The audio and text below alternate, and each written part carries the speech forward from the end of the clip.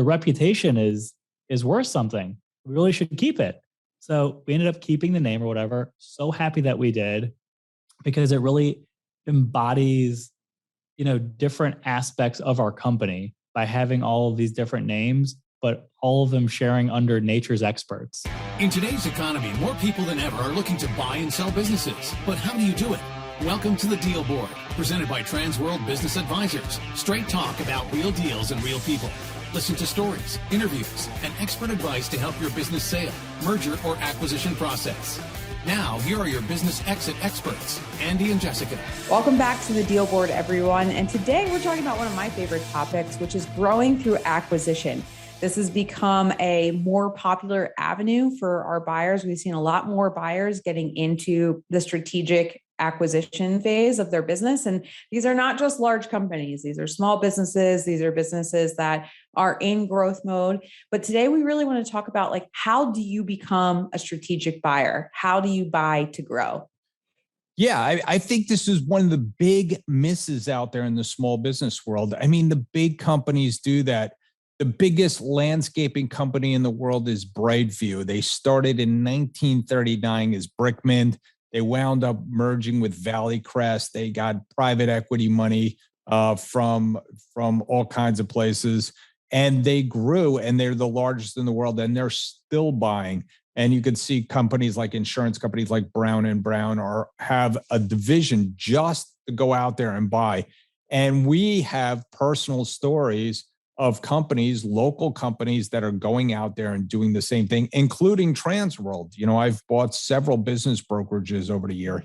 It's a great way to buy. In fact, I don't want to get too much into it because we have all the reasons why you need to do this. Yeah, we have all the reasons why and kind of the process that you need to follow through. But yeah, there's tons of companies that have started small and they've used the acquisition strategy to grow larger. There's a lot of different ways to leverage. And if you've listened to our podcast in the past, from a buyer perspective, there's all kinds of topics that we aren't going to cover today, but financing, seller financing, bank financing, how do you do that? Today, it's really focused on how do you have a strategy on buying to grow? And we're going to take you through a few steps that you need to do or need to identify in order to establish your growth through acquisition strategy. So what's the first thing that these buyers need to do, Andy? Well, the good news is it's not that difficult if you just kind of follow the rules. So one of the first things you have to do is you have to set the goal. And we have plenty of goal setting. Every year we have a goal setting podcast. We have plenty of advice about goal setting, but you have to kind of decide why you want to grow and what do you want to grow. Do you just want to get big? Are you looking to add personnel? I mean, so many businesses now want to acquire. I just had a roofer call me the other day and he's like, I need to acquire something. I'm like, why? He's like, I just need workers. I need bandwidth. He's got plenty of business. He just needs to go out there. So there's, plenty of reasons why you want to grow. You just have to decide what you really want. Yeah. Just set a goal and stick to it. JT has some great goal setting episodes on the podcast. So now you have the goal, right? Now you know what you're going after and why. We'll talk about kind of what the search is next. But the next thing you have to do is have a budget. And actually, this is one of the biggest mistakes I see strategic buyers make is they think they have to go in and they have to have the full purchase price in cash and holding. And really, if you're making a strategic acquisition, so you're already in business and you're buying a business similar to yours or a competitor to yours, you don't need that much money to put down. You'll be well qualified for SBA loans or other banking tools, maybe even some seller financing. But having an idea of what size business you're going to have to afford, typically, we're seeing anywhere between 10 and 30% down, right? So having an idea of what you can afford in terms of down payment, in terms of payments that you're making. And really a good rule of thumb that we always tell strategic buyers too, especially for their first acquisition, is to buy a company smaller than yours. That's another big mistake we've seen is for a first acquisition. I've talked to some colleagues of mine. They're like, oh, well, I want to buy this company that's doubled the size of mine. And kind of as we get into this episode a little bit more, you'll learn why that's not always the best acquisition. But looking for something that's a little bit smaller to yours, maybe 50% of the size of your company, or even a little bit smaller than that. So set a budget that'll really help with step 3, which is what, Andy? You have to agree on the criteria and be flexible. I talked a little bit about the criteria in step 1. What are you looking to grow? What do you want? What is your perfect target? And once you have your goals and budgets agreed to, then you could set that criteria. So you should agree on an industry, and you should agree on what business lines you're looking for, like landscaping again. If you're a commercial landscaper, are you willing to get into the residential? And again, what size and perhaps what geography? I know down here in South Florida, and I know in Denver, traffic's getting worse. So logistics of getting around to service customers might be even worse if you're trying to do something that's too far apart. And then overall, what's the company culture you're looking to buy? Because a lot of times the philosophy of a company can be very important. I know, for instance, that we've turned down a couple acquisitions here at Transworld just because we didn't agree with the company philosophy of what they were doing, and we were not going to be able to bring it in and make money with it. So if you're looking for, that perfect add-on, I will tell you though, once you have all this in mind, the perfect add-on isn't out there. So you have to be flexible in this. And a great example, again, we've had Jonathan and Jeff from the landscaping company that they are continuing to grow, and they're doing a great job. And they bought a florist, and they weren't thinking florist, but it was just a great opportunity for them. Here they are in the landscaping business. They take care of plants. They have customers. They have corporate customers. They have residential customers. And like, wow, maybe we should buy. And it came with a piece of commercial real estate that they could park their trucks on. So like here they are, like, we don't want a florist, but they wound up buying a florist. So you just never know what opportunity may come along to change your mind. But this is a lot of work. So what's the next thing you're going to need? Yeah. So you have to put someone in charge, and it's probably not you as the owner. There's this search is a full-time job. Right. So there is, like Andy said, there's not the perfect acquisition out there. You got to keep your options open. You got to keep your eyes and ears open. So searching, you have to have someone that has given the authority to act quickly. And doesn't mean to purchase the business on your behalf, but to take the next steps and acquire some information about it, make some offers, because the best businesses do not stay on the market long, especially right now. I mean, we're seeing some of our best businesses, and when I say best businesses, in highly desirable areas, industries, good cash flow, I mean, they might be under contract sometimes within a matter of a day or two. So this is a full-time job. If you're searching for something very specific too, you might not be able to just rely on the marketplace. You might not be able to just search on tworld.com and some of the other listing sites. You might actually have to do some strategic outreach to a list of companies. So you have to have someone in charge and someone running this process for you, which more than likely is going to be number 5 on our list. You need to enlist a business broker. And I think having a business broker, even if you have that person in charge, that person's going to need help. I mean, each business, the large businesses out there have departments, and they're headed up by a vice president of development, the person that's in charge of corporate acquisitions. And so you're going to need that person. So that could be a combination. Listen, you could put your son, or you could put, your partner or your wife or your husband, whoever in your company that you're going to say, hey, let's go and grow this year, go out there and do it. But they should find a business broker. So you have that professional in your corner. And what I think one of the things that you could do to be really successful is to be loyal, right? Mm-hmm. So involve them in every deal you find, even if you found it yourself. And even if you must pay them. And I'm watching this work, right? So I watched a couple of deals. We just sold that very large restaurant, very famous restaurant here in Fort Lauderdale. And we had the listing. The buyer brought his own buyer, and he said, don't worry about that. He brought his own broker. He said, don't worry about that broker. I will pay him out of the deal. Now, wound up, we we wound up working out where we gave them a little bit of money. But that person is in every deal. Now, we have found other deals for this buyer, and we have brought that broker back in because we realize, hey, he's the decision maker for this buyer. And so your loyalty will pay off because, again, that person, that business broker will go out there, they will find off-market deals, just like you said. To find good deals right now, you're going to have to find off-market deals. And if your business broker is willing to go to a conference and talk about you at a cocktail party and say, I got a great buyer, which just happened to me. I just had someone come up to me and say, I got a great buyer for some of your deals. And I went right back to her and said, okay, let's bring them into that deal. So enlist a business broker because you're going to need what when you're done? You're going to need a transaction team. So if you think about this, you're right, Andy. Some of these larger companies, the middle market companies, the multinational companies, they grow by acquisition every year. And we see these acquisitions in the news all the time, right? And they have full M&A departments. Now, as small business owners, we know we can't have a full M&A department, but we can build an outsourced transaction team. So leading that team usually is your business broker, but you're also going to need other professionals that you can defer to, and having those people in place before you find the right deal is preferable. One, because they're going to help advise you while you're searching. They might even bring some deals to the table just by the nature of being involved in the industry or involved in transactions.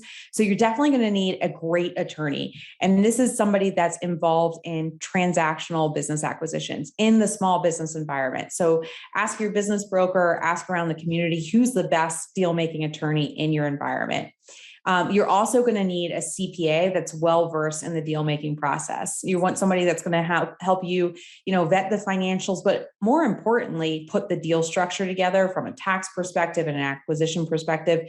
And the key part of this is it's probably not the professionals you're using to run your business right now. There's a whole subset of professionals and attorneys and CPAs that specialize in small business acquisitions. And that's not necessarily your general business attorney, your general accountant or bookkeeper. That's a great point. You need that team. You need that person. And it's probably not the person you may be working with right now. So I know I use several lawyers for different things, and I use different accountants for different things as well. So there is a subset of people out there. And when you find that team, you have to be aggressive. You have to go out and make and close deals. So you have to make offers. I think that was the one big thing that I didn't do early in my career. I should have made more offers to people. You can't be afraid. Don't have paralysis by analysis. Don't just keep looking at the deal, keep looking at the deal. Some of the greatest entrepreneurs I know, I remember I used to hang around with the owner of Prince Spaghetti, and Prince Spaghetti was one of the largest pasta companies in the world. And he started in Boston. And he told stories about back in the day, he used to travel around the United States with his accountant, with his checkbook. And he would go out and he would buy pasta companies. And he did it by literally driving in his car. Now, this is back in the old days. But that's a great, he was great at meeting with sellers and cutting deals. And I always tell people, don't worry if the deal is too, if the sellers ask for too much money. They don't know what to ask for, and they're always going to shoot high. It's okay to make an offer based on your perceived value.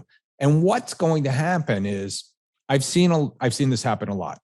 Once the sellers are convinced that you can make their life better, either by giving them money, helping take some of the burden off running the company, and or make their employees a good home, or make their company live on for long into the future. I've seen sellers change the price and terms to be extremely favorable to the buyer. So once you win over that seller, once you show that you have a team, that you could actually close on the transaction, we've seen sellers make big moves to make that buyer happy and get a deal done. Yeah. And honestly, a strategic buyer is most sellers' dreams. right? They want somebody that understands their business, that's going to treat their team well. And we do, Andy, we see this a lot because we're mostly representing sellers. We see sellers that sit on the market. The business might be a little bit overpriced and they just want to keep it out there at that price because they want to see what kind of offers they're going to get. And they don't want to underprice themselves. And a lot of times the buyers are hesitant to make not necessarily a lowball offer, but even a lower than asking price offer. So get out there. The worst you can have is a no answer, but at least it opens the conversation. So once you get out there, you make offers, you get the deal closed. The last step is you've got to integrate the companies. And this is probably the biggest heavy lift that you have in this acquisition strategy. And I alluded to it before. This is why you probably want to start smaller than the company you have now. You don't want to go and acquire the big heavy hitter in your industry. You want to, practice and make sure you can do this integration step really well. So you want to properly integrate the new assets, the new employees are very important, customers, vendors into the current company. And the best advice is just over communication. We also talk a lot about too, is like, don't come in and try and make a lot of wildly big changes right away. Sit back, observe, see how your new company is interacting. Maybe they have some assets or employees or processes that can improve your current company you never even thought of. But take some time, over communicate, and do that integration really well. And you'll end up with an integration process that you can repeat for transaction after transaction after transaction.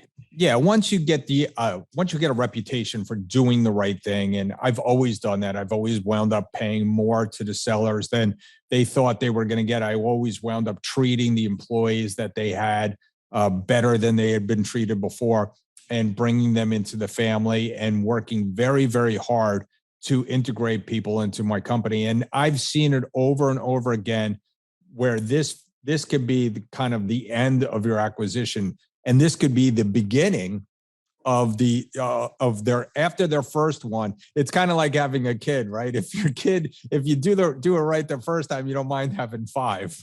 I don't know about that one right now, but I figured I'd bring that up at some point. But once you have a successful integration, and you have employees there, and you have the old seller, that will make the next ones very easy, because if the old seller is on your side and can tell the potential target saying, hey, I sold my business to this person, I'm still around, I love hanging around now, I don't have the worries or the overhead anymore, and he's taken on everything, and I actually make more money now than I did before. I mean, those are the kind of things you want to have happen so you can have a successful acquisition, policy and procedure moving forward.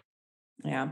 And look, we wanted to bring this topic up because this is a great growth strategy. Oftentimes it's less expensive and less time intensive than growing organically over time.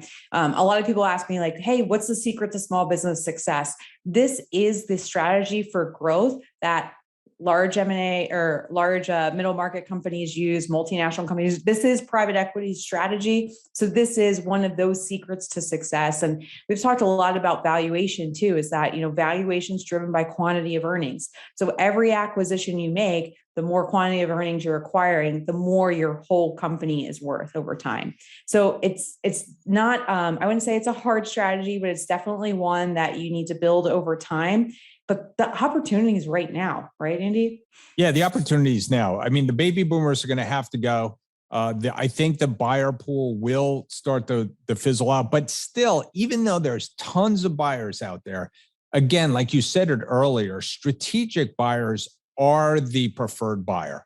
They have the industry knowledge. They may have the financing ready to go. They have the ability to take on the guts of a business and straighten it out and get it moving and get it more efficient, get those economies of scale, and actually help everybody make more money. And so I think this is essential for small businesses, young people. If you are listening to this, young people, this is the way you make bank. This is the way you can make a lot of money in your life, through acquisition. Buy a small business, learn it, and then go out there and acquire.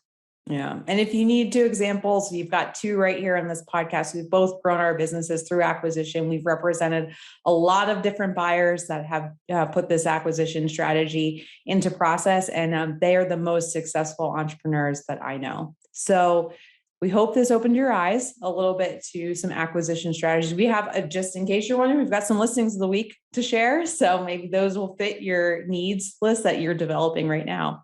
Yep. And a good deal of the week as well. Yeah. Well, let's get to it.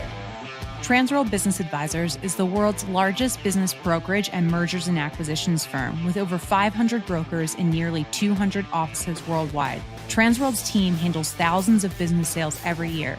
To be connected with a qualified business broker or learn more about the buying and selling process, visit tworld.com/the deal board or call 888-719-9098. Hey, welcome back, everybody. And again, we were talking about how companies should be acquisitive. And I did, of course, mention Jonathan's name earlier in the broadcast. And so we thought, hey, let's just bring him on. Let's just talk about what him and his brother have done over the years. And let's get an update, because we've had you on the show before, Jonathan. And I just wanted to bring you on. So Jonathan of Nature's Experts, and he'll talk about that name too. Jonathan, welcome again to the show, and tell us what's been up. Andy, great speaking to you. Lots been up, a lot of different new activity, different options. There's definitely an interesting story I actually have for you from a business that we looked at maybe 4 years ago that I can update you on.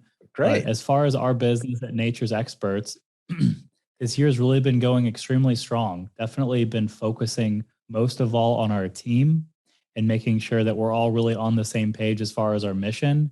And by doing that, we've really attracted a lot of really great people this year from other companies unintentionally.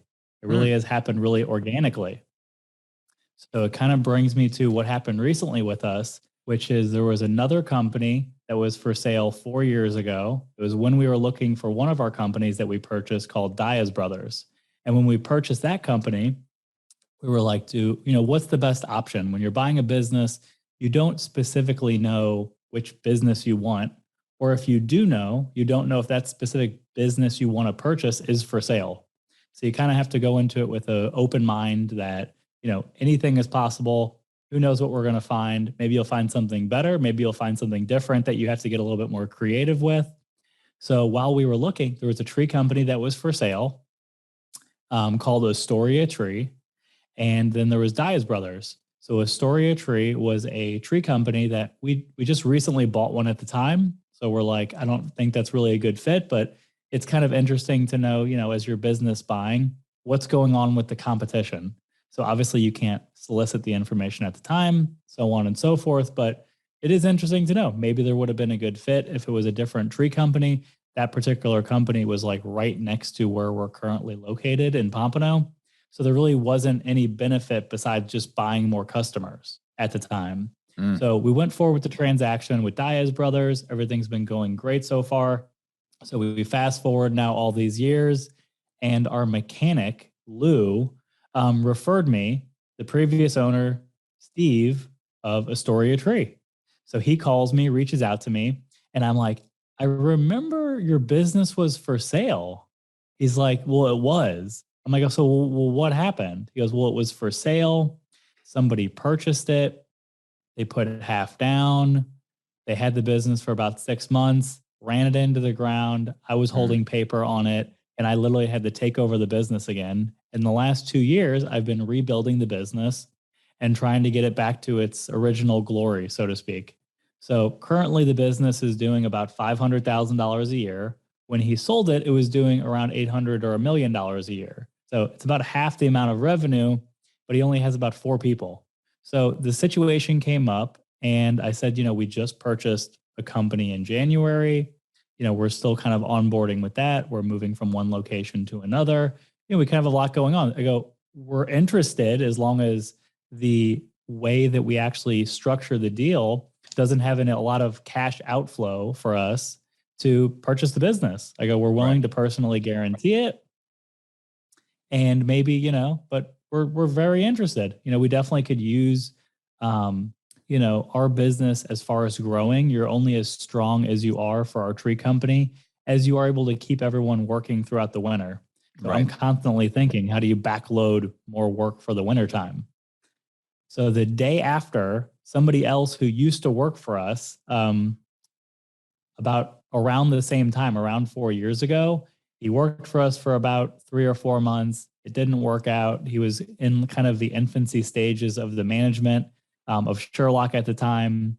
And he went and worked for another company.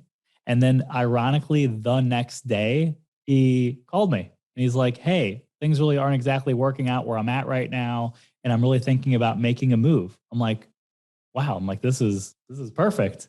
How can things work out? There's a business that's for sale. The owner's not going to be there. We need additional people to manage it. This is almost too good to be true. So we continue talking. We're definitely aligned as far as what we want to achieve with, having him come on board. I kind of let him know what the different options are. We have another office in Delray.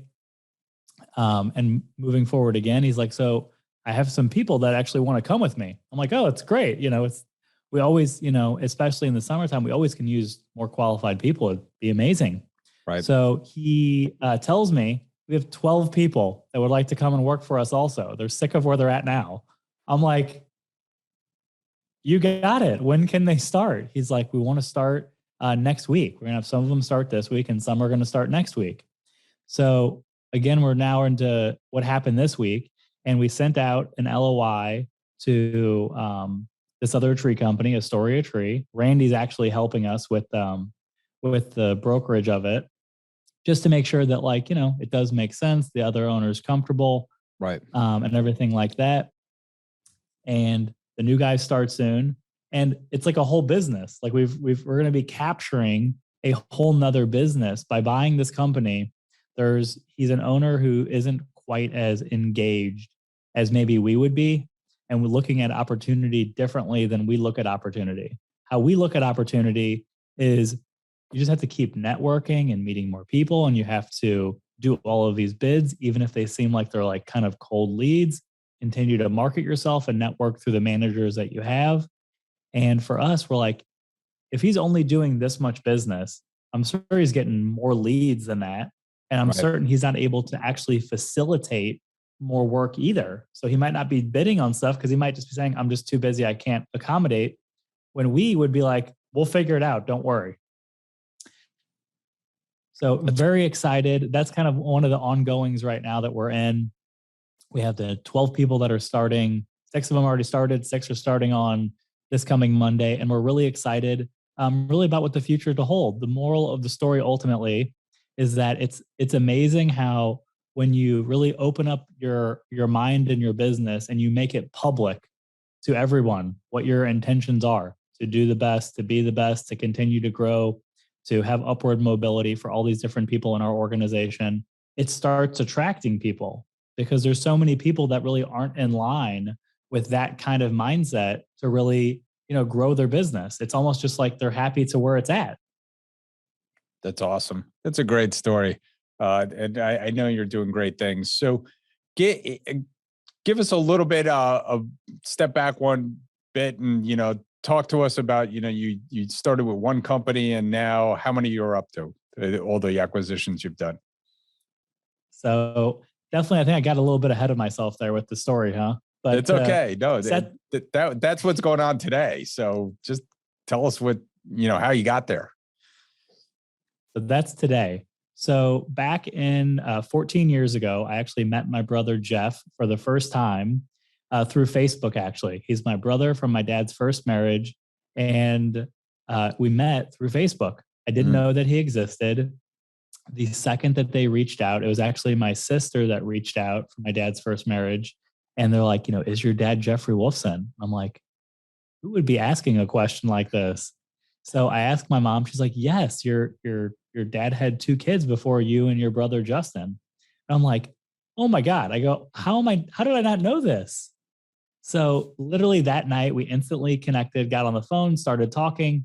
And from that point, it literally was just an instant bond between me and my brother, Jeff. We spoke every single day for hours. I'd be getting on for my job back when I was in Missouri. He'd be, working, doing his thing here in South Florida. And, after 10 months of getting to know him, I ended up moving to South Florida and determined this is where I really should start my life. I was born in Fort Lauderdale, raised in St. Louis. I literally remember being a little kid and I was always like, where are you from? I'm like, oh, I'm from Florida. And I thought it was like the coolest thing in the world just to be like, I'm from Florida, even though I lived here maybe 6 months when I was a kid. So I always had that like connection in me that really always kind of brought me back here. So it really felt like it was coming full circle. So when I met my brother, Jeff, the company was significantly different. It was comprised of flower shops, interior plant maintenance, holiday decorating and lighting, and we subbed out landscaping, tree trimming, and pest control services. So different than what our organization is right now, where we have 6 different companies, 3 landscape companies, a tree company, a pest control company, and then the original company, Threckle Botanicals, that does interior plants, fresh flowers, orchids, holiday decorating, and lighting. So over the years, we've added on all these other different companies. We've merged in some of them into our current group of companies, and we found it to be really successful to add companies and keep their names. Originally it was by not really knowing what to do. Our first company that we purchased together was Sherlock Tree Company, and we purchased it and we're like, do you, big companies, what do they normally do? Well, big companies usually make it their name, but that makes sense because they have their name, right? So their name is worth more than your name that you're buying. So at the time we're like, well, Sherlock Tree Company, they're like the experts. Like the Jim, the original owner, was one of the first arborists in Florida. Like he knows all these different people at these cities. Like the reputation is worth something. We really should keep it. So we ended up keeping the name or whatever. So happy that we did, because it really embodies, different aspects of our company by having all of these different names, but all of them sharing under nature's experts. So we purchased Sherlock Tree Company. It starts off with 4 people. I am one of the people also. I'm a driver. I'm the accounts receivable. I'm the accounts payable. I am the secretary. I am all of the above. I am a tree trimmer in training. I am a truck driver, dump truck driver, you name it. So great experience in the beginning, getting to learn all of that stuff. And I quickly found that there's so much opportunity. It's like never ending, this amount of opportunity. And, I'm looking at all these other bigger companies, trying to absorb what I can about, what do they do? What website, what marketing, what different new things are they trying? What do their trucks look like? What do their logos look like? Does this look old fashioned? Do I need to update it? And all of these different things. And I really have absorbed a lot of understanding how certain people make those decisions now. So I really started with the tree company in a level that it was kind of from the beginning. The business had a reputation and it had a small customer base. It did $450,000 when we purchased it. So it wasn't nothing, but it was a business where it'd be busy in the summertime and it would be slow in the winter. Right. And it's very stressful when you're slow in the winter, especially when you only have 4 people, is you have to keep everyone working. Because if they're not working for you, they're going to work for somebody else. So that's always been the driving force of wanting to grow, is because we don't want to feel that tightening in the winter months. So we've always focused on growing the company really aggressively, during the summertime, so you can backlog more work into the wintertime or sell stuff now and then perform it in the winter months.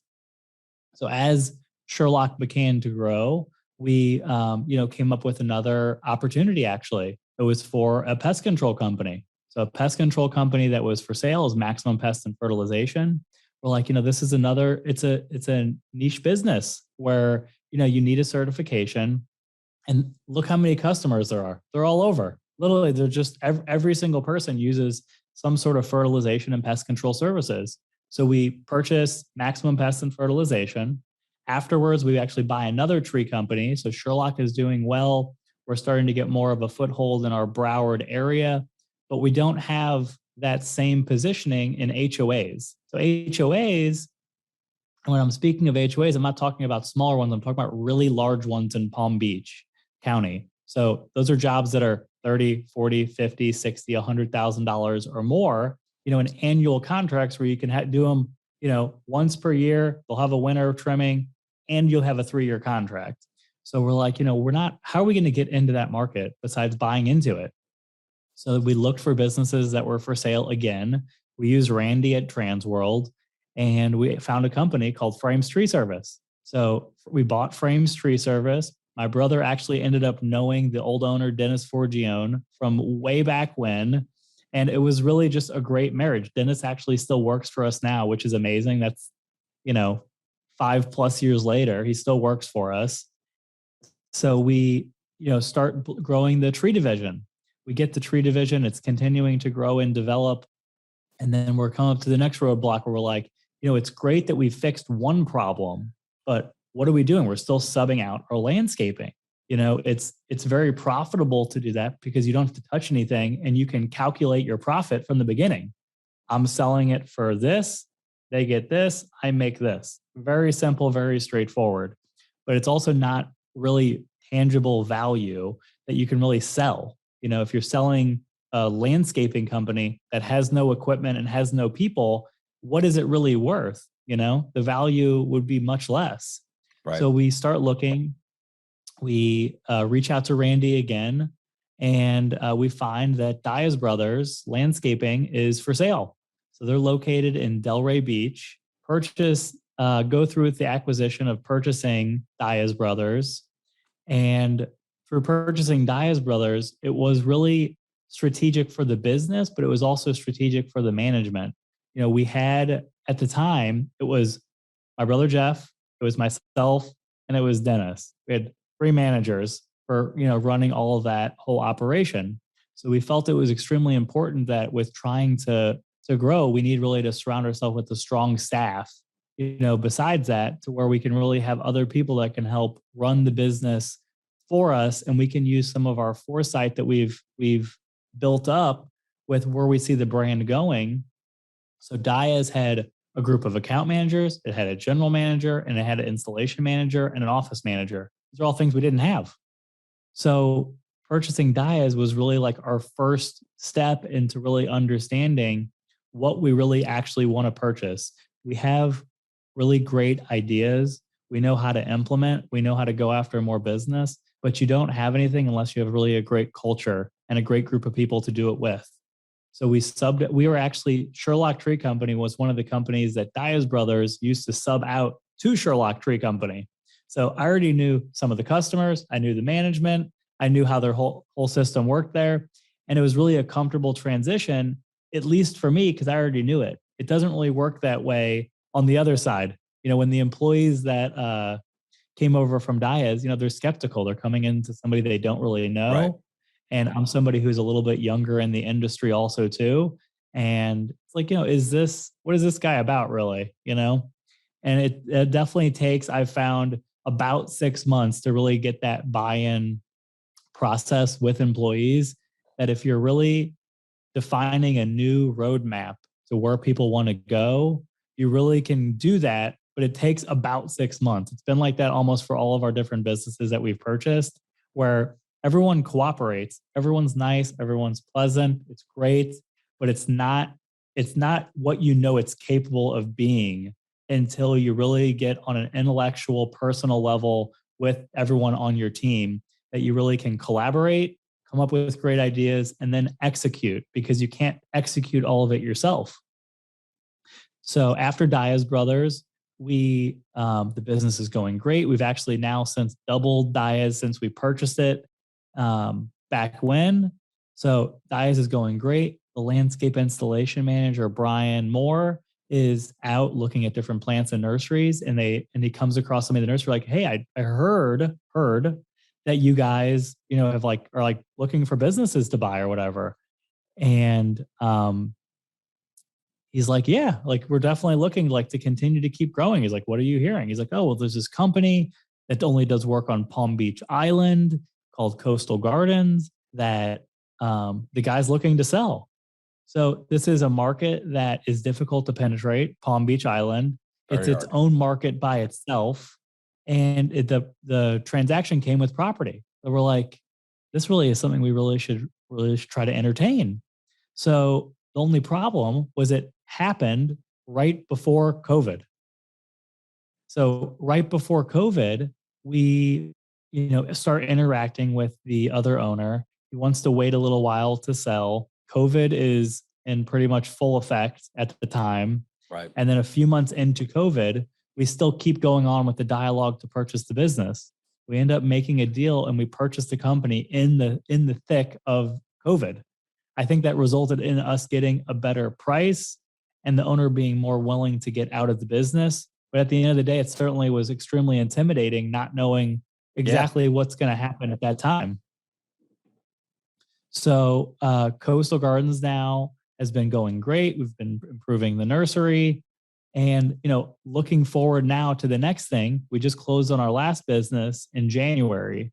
The last business, we're like, what's next? Like, how do we, by reaching out to Randy and Transworld, you want to get ideas kind of like you have an idea in general, like for ourselves, we're like, we want to migrate north or we want to migrate south or we want to go to Orlando. Like we had a general idea of exactly how we wanted to, move forward. So we're like, what business locally are for sale that are in West Palm Beach or North? That's what we kind of started with. And they're like, there's one that's on Palm Beach Island. We're like, that's amazing. There's only like 5 staple companies that are on the island. So if we own another one, it's like the chances of people finding us is significantly higher. We literally have a 2 out of 5 chance that we're going to be the person that somebody's going to use. And if they used to have 5 trucks and now there's going to be 15 trucks on the island, it's 15 more eyeballs that everyone can connect and maybe call our company as well too. So, with the transaction on that, we're like, we could move them from their office they were renting. We own a property up there. Maybe we could obviously save the rent then. The rent to go back towards, the purchase of the business. So it's kind of a net zero expense to buy the business. And we're really working in profitable territory a lot quicker. So now we've owned it for 4 months, Garden Couture. It's been going unbelievable. We moved them into our other location off of Southern. And we're literally now looking at this other tree company. So it brings us now to currently what happened with my story before of how all these different opportunities have organically spread throughout the whole community of landscaping and tree companies in South Florida to just see how that we're really interested in growing. We're interested in becoming the best go-to, having the right kind of clients, the right kind of people, treating everyone fairly, not messing around with anybody, and just really wanting to run the most professional business that's not really corporate. Like, we have a level that's set, that's very high.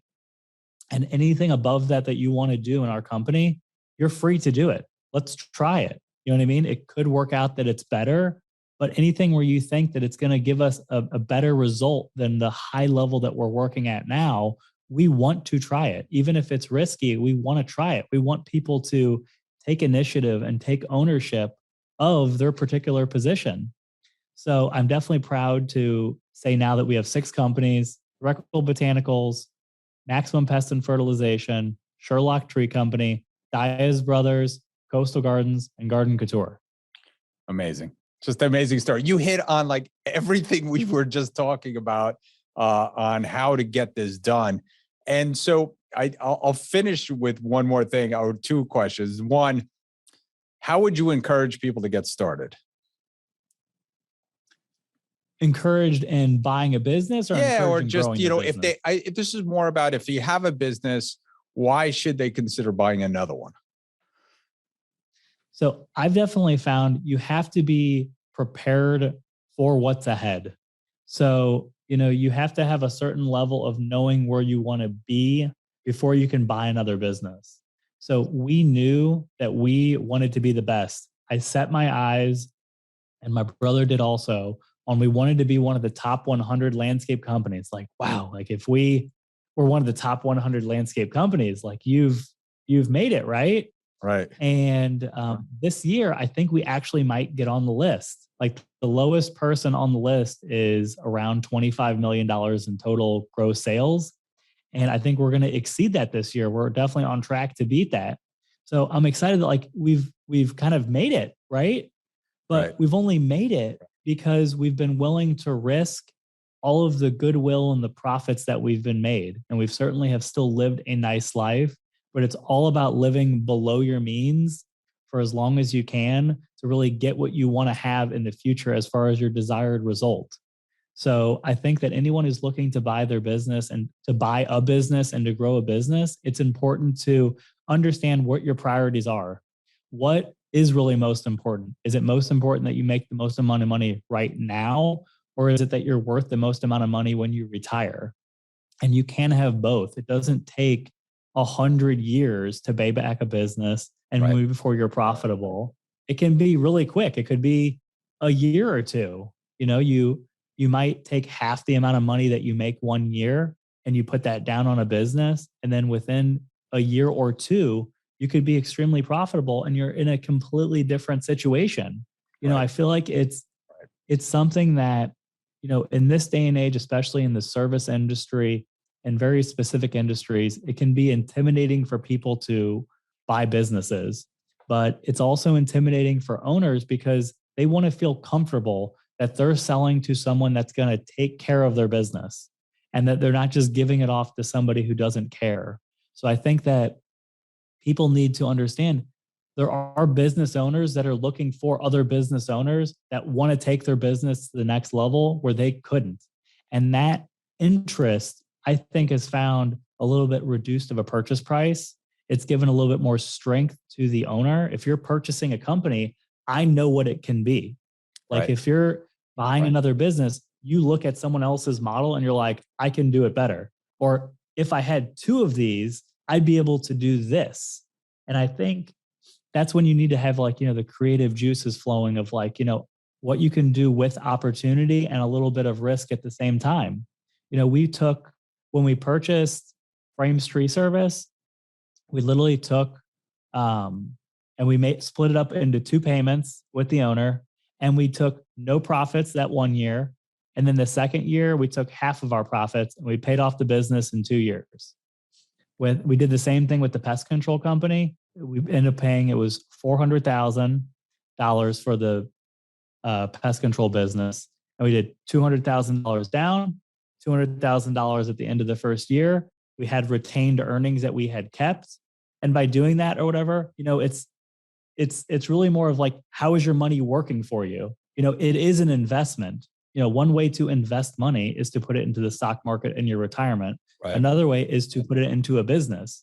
And if we put $200,000 down and it's making us $200,000 in a year, you know, that seems like that would be a great investment. Or even if it was making 100 or 50, you know, if $200,000 made $50,000 a year, that's a great investment. People will be signing up all day long. I don't think people realize the financial mechanics of putting a down payment down and the finances and what the extra income can spin off to you and how that actually works as far as just doing an alternative method of, you know, investing. Well, they don't. And that's why we're here talking about it today. The other question, and the one that I kind of want to finish with is, you know, of course, I wanted to give you a chance to promote, number one, your business and any projects that you're working on. I know you're working on some projects, so I wanted to give you an opportunity to do that. I would say the most exciting project that we're really working on right now is really developing our team. We are really just mostly focused on, you know, the growing portion with everyone being incentivized and aligned with what we want to do with the company. It's really about providing the right resources internally to make sure that we're all working together on a really level playing field and really in a team environment. So in a couple of weeks, we actually have one of our Nature's Experts meetings. There's going to be 35 of our managers that are going to be there. And everyone's excited. They're excited to go to it. They're excited to be a part of it. You know, in the beginning, when we started with a certain amount of people and we keep growing every single year, you know, the small portion that come in that are new don't really understand the whole process. And then it really is like, it starts to become much more of a family culture. And, when you buy a business, you're buying not just people, you're buying, their network of people and their network of people and their network of customers and resources. And that's really where you can leverage, a lot more in your favor in your business. That's really more kind of where we're focused right now. Acquisition can help, as far as our business, and we'll continue to do that. But we're much more focused now on acquiring and managing and maintaining our elite staff of people to continue to keep working on this very high level of taking care of our customers and figuring out new ways of working. There aren't that many companies that are in South Florida that are in a service industry that do the amount of business that we do. And I don't say that to be bragging or anything. I say it to be like, it's intimidating. We need to make sure we keep up at our level. Like, that's really the part that it's great that you can buy businesses to get to a certain level, but it's about sustaining it. It's impressive when you see companies that have sustained a high level of quality and service for a long period of time. That's impressive to me. It's not impressive to do a lot of sales. It's impressive to keep, retain, do the best work, have the best people, have the best culture. And as far as buying businesses, that's almost become the easier portion and the easier formula, because we have all these different managers. We present ideas to them and we get feedback. Is that a good idea? Who wants to be involved in this particular acquisition? Who thinks that this could be a good direction? Do they know anybody in that area that we can get some other information about that company? That's really, I think, where the new leverage moving forward is for is people. It's really utilizing and trusting and working with people. All right. Well, if somebody, amazing story. And you just hit on everything that we were talking about. So thank you for that. Jonathan, what's the best way to learn more about Nature's Experts in your companies if somebody wanted to be a customer or somebody wanted to talk to you? So if anyone would ever like to be a customer, if anyone's looking to partner with us on any projects, purchases, acquisitions, jobs that are maybe not in our South Florida area that we could help you in, that are maybe in Central Florida, North Florida, anywhere, we travel and do installations and trimming and removals, and we do it all. And if anyone ever wants to get in touch with us, you can go to naturesexperts.com and you can email us through there. That'd be great. Jonathan, thank you so much for that update. Amazing. Look forward to having you on again, talking more. Absolutely. Andy, thanks so much. Hey, Andy, do you know what time it is? It's time for our deal of the week. Deal of the week. Sold. Welcome back, everybody. I'm very excited to have Bobbi Coffey from our Houston office for Transworld Business Advisors. Bobbi, welcome back to the show. Thank you. So you've got a new business for sale you want to tell us about. So tell us a little bit about this business. So this business is really exciting. It is athletic related and is a training center for youth and club sports. So they manage about 36 different club teams, league teams, do sports camps and vacation camps. And they did fantastic through the pandemic. Their revenues have increased every year. And just with 2021 ended just under 2.5 million. Wow. EBITDA is in excess of $1 million. Wow. So it's got very good margins. The owner has been running it for 8 years in a custom built facility with 3 different buildings. And these courts are made for the sport that the youth is playing. Excellent location. It's in a great area with hundreds of thousands of homes in the area. And it supports the youth of about an hour radius from where the facility is located. And it is in South Texas. Okay. Yeah. Wow. I mean, it sounds like a great business. Those margins are insane. I'm sure you're going to get a lot of interest on this listing, but if we have somebody that's listening to the show, they want to learn more about this listing or other businesses you're selling in Houston, how can they best get in touch with you? Bobbi Coffey. My email address is bcoffey, and that's BCOFFEY @tworld.com. And my phone number is 832-481-4406. Awesome. And we'll drop that information to the show notes for you as well, listeners. Bobbi, thank you for coming back on the show. We hope to see you soon. Thanks so much. Hey, Jessica, you know what time it is? Money time? Almost. It's time for listing of the week. Hey, we're back, and it is listing of the week. And I have Joe Hertz from Transworld Business Advisors of 5 Towns, Jamaica. And he is here with another very interesting listing. Hey, everybody. It's great to be here, Andy. Thanks for having me. So the business that we're talking about now is a dietitian and nutritionist practice located in New York and New Jersey. They have these great, the unique thing about this business is they have these great contracts with the insurance companies where they're able to get reimbursed for nutrition services, which is something that's hard to get. Their asking price is $2 million. They're earning about $300,000 in SDE. That may be negotiable for the right buyer, but it's a play for the right strategic buyer who can take this business to the next level. Yeah, and the price sometimes grows on these things because of recurring revenue model. Right, sure. And that's exactly what they have. They have, the assets in place to really, for a strategic buyer to take this business and blow it up. Wow, sounds like a great deal. If somebody wants to know more, what's the best way to get in touch with you? Sure. So it's the letter J, Hertz, Hertz, at tworld.com or 516-535-9690. Thanks for coming on, Joe. Thanks, Andy.